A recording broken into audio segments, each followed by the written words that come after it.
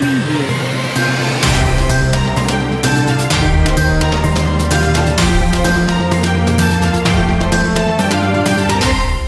Mesdames et messieurs, bonsoir. Merci de nous avoir choisis pour s'informer. C'est l'heure du journal. Tout de suite, les titres.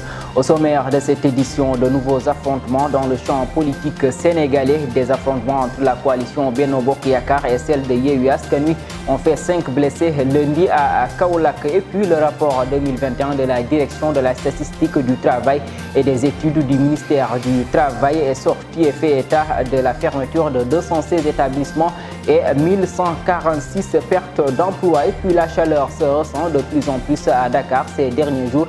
Une situation qui oblige d'adopter certaines mesures pour s'adapter à ce changement climatique. L'actualité internationale et la page sportive mettront fin à cette édition. Tout de suite, le développement.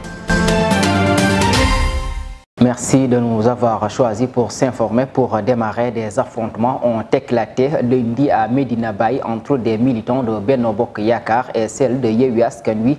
Le bilan fait état de 5 blessés, dont un garde-corps de Ousmane Sonko. Les affrontements se sont déroulés lorsque les convois des deux coalitions se sont croisés dans la commune. Les leaders de la coalition Yewwi Askan Wi et Wallu Sénégal étaient à Kaolack ce lundi pour la campagne en vue des élections législatives du 31 juillet prochain. Politique toujours, les violences s'invitent de plus en plus dans l'arène politique sénégalaise, surtout à cette période de campagne électorale. Face à cette situation, de nombreux citoyens pointent du doigt le discours de certains responsables politiques et leur appellent ainsi à prôner l'unité nationale. Reportage Yvon Aka, Martha Sonko. Le constat qui a été fait sur le discours des responsables politiques qui sont incitant une situation que déplorent certains citoyens sénégalais, ils demandent une canalisation de leurs propos vers des discours unificateurs. Herman nous dit que les hommes politiques sont tous les mêmes. Personnellement, moi vraiment, les discours des politiciens, des présidents africains, là vraiment, ça c'est vraiment de la merde. Parce qu'ils se connaissent. Aujourd'hui, un politicien peut venir dire que la jeunesse africaine sortait pour ça, pour qu'on puisse au moins développer le pays. Au fond que le soir, ils se voient dans des milieux là-bas, ils se connaissent, ils se disent des trucs. Vraiment, ils viennent seulement nous embrouiller, quoi. Donc, personnellement, moi, vraiment, que ce soit des opposants, des présidents africains, là, vraiment, ça, c'est pas normal. Qu'ils nous laissent en paix, qu'ils se règlent leurs problèmes là-bas, s'ils veulent. Il qu'à céder le pouvoir. Abdoulaye Thiam, lui, invite la jeunesse à s'éveiller. Non, ça, je ne suis pas d'accord avec ça. Je ne suis pas d'accord avec ça parce que quand je vois les jeunes sortir dans la rue, manifester et se faire tuer, les politiciens qui tiennent les discours nous permettent des choses et ils ne le font pas. La jeunesse devait s'éveiller sur les actes qu'ils posent. Une personne te dit quelque chose, tu descends à la rue et tu te fais tuer. C'est pas normal. Celui qui meurt, il perd. Nous sommes arrivés à un moment où tu sais, personne n'a le temps.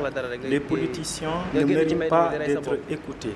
Moi, personnellement, je ne suis avec personne. Je suis du côté de la population et je suis d'accord avec tout ce que veut la population. Pour finir, les hommes politiques ont leur intérêt à défendre, mais ils devraient lancer des messages plus unificateurs afin d'éviter le chaos dans le pays. Comme annoncé dans les titres, le rapport de la direction de la statistique du travail et des études du ministère du Travail et du Dialogue social fait état de la fermeture de 216 établissements et la perte de 1146 emplois au courant de l'année 2021 au Sénégal.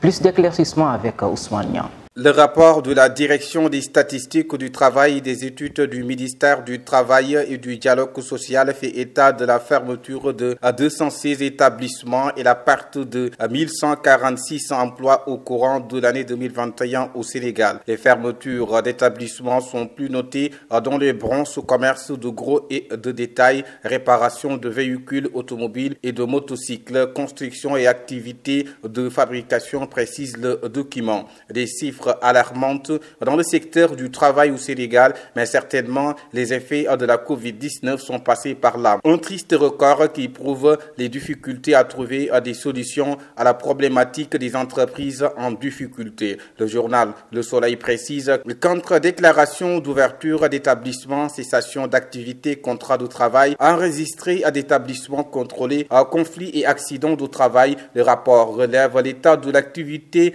du marché du travail et de l'emploi au cours de l'an passé. La publication relève que malgré la fermeture de 206 établissements ayant occasionné 1146 emplois perdus, les variations sur le marché du travail affichent des soldes positifs. Une forte chaleur s'est ressentie ces derniers jours à Dakar, surtout à cette période d'hivernage. Une situation qui nécessite de prendre certaines mesures pour s'adapter à ce changement climatique. Suivons ce micro-trottoir réalisé par Abdou Wahab et Amarta Sonko.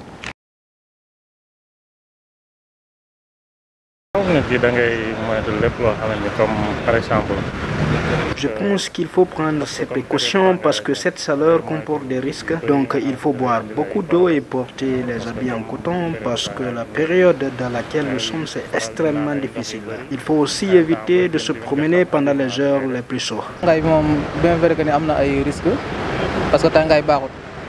Les risques sont énormes, mais il faut surtout boire beaucoup d'eau et éviter les chaleurs extrêmes. Il faut aussi porter des habits qui nous facilitent la respiration. Je pense qu'il faut vraiment faire attention à cette chaleur parce que ça comporte des risques. Parlons de tout à fait autre chose. Youssou N'Dour est le lauréat du prix de Musica 2022 en Espagne. Ce lundi, le conseil municipal de Carthagène a décerné le prix de son festival à la superstar de la musique africaine Youssou N'Dour, l'une des personnes les plus influentes du monde. L'actualité hors de chez nous, le gouvernement congolais ouvre 27 de ses blocs pétroliers aux investisseurs malgré la mise en garde des ONG locales et internationales. Celle-ci assure que pas moins de 9 blocs pétroliers à être mis aux enchères à la fin de ce mois chevauchent des aires protégées. Kinshasa ne nie pas le chevauchement mais veut rassurer les activistes et les futurs investisseurs. Au départ, ce sont 16 blocs qui devraient être mis aux enchères, mais le gouvernement en a ajouté 11 autres blocs. Et puis au Togo, l'attaque meurtrière dans 4 villages depuis vendredi a suscité la consternation et beaucoup d'interrogations. Désormais, ce sont les partis politiques essentiellement de l'opposition qui montent au créneau. Une situation qui ne rassure guère l'opposition qui demande des classifications.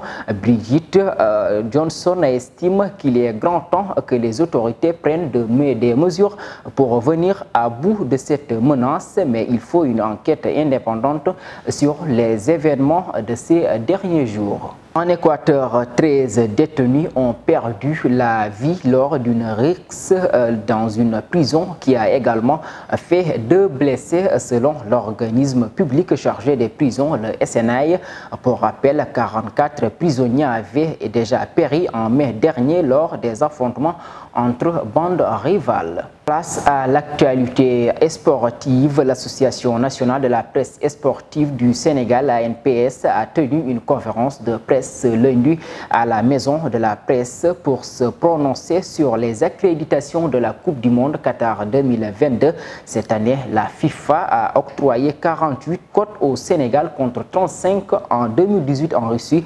À noter que 35 cotes sont réservées aux journalistes et 13 pour les photographes. Le CAN féminine 2022, après un score de parité dans le temps réglementaire, un but partout, les Marocaines ont réussi à dompter le Nigeria au tir au but, devenant ainsi la 3e nation seulement à éliminer le Nigeria en demi-finale de la CAN féminine.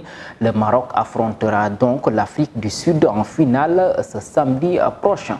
Athlétisme pour finir, Luis François Mendy a terminé 7e de sa course aux mondiaux d'athlétisme. C'est une déconvenue pour le Sénégalais. Le seul représentant pour les championnats du monde 2022 n'a pas brillé lors de sa course. Il y a quelques jours, Luis François Mendy avait ravi ses supporters avec une bonne prestation à domicile lors du meeting de Dakar. Mesdames et messieurs, c'est la fin de cette édition. Merci de l'avoir suivi. Rendez-vous demain à la même heure. Merci.